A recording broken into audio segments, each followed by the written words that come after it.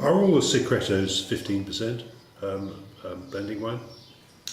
15.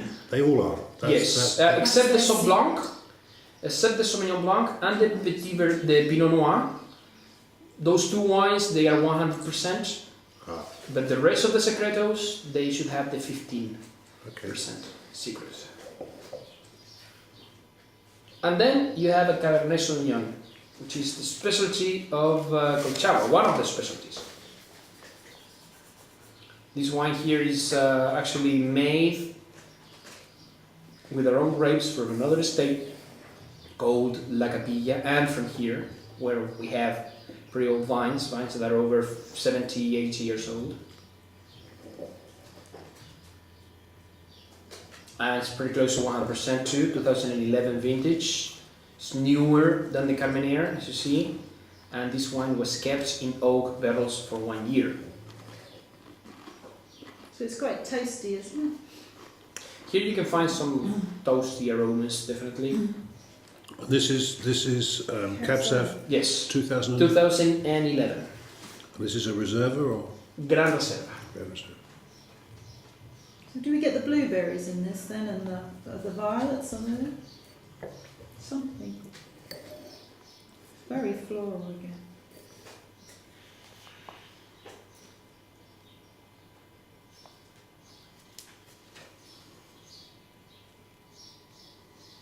Yes, it has a very special perfume, complex, actually for the brain to separate all these aromas is quite a challenge.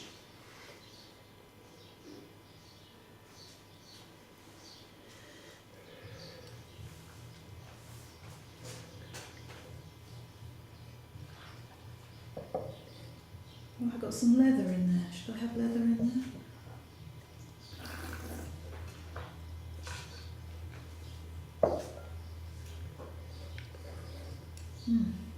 Well, if you don't find the leather today, definitely you will find it in 2 more years.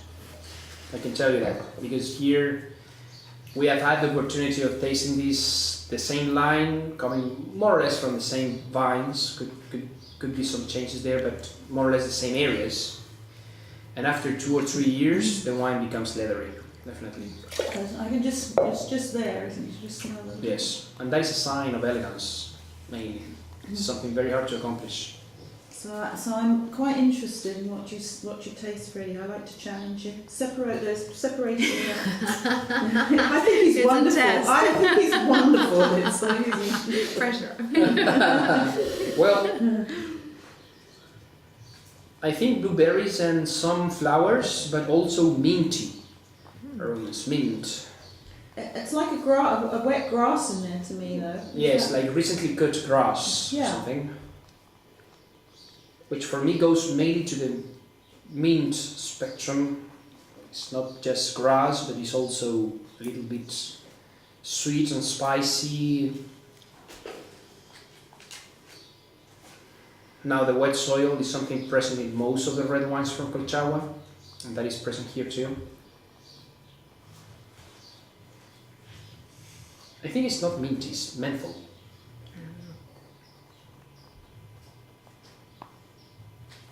Yes.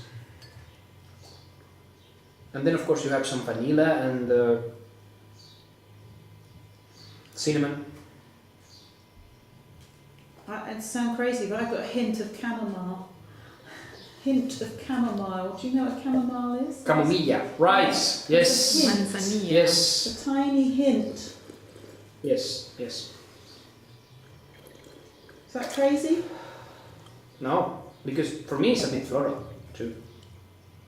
But it's a floral grass, isn't it? A wet floral grass. I get carried away. It's I think in the maybe minty menthol flowery spectrum, you know, something vegetal.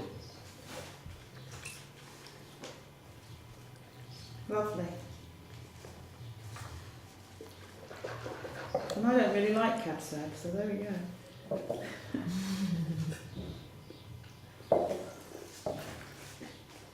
And how much is this one? 6,000 also.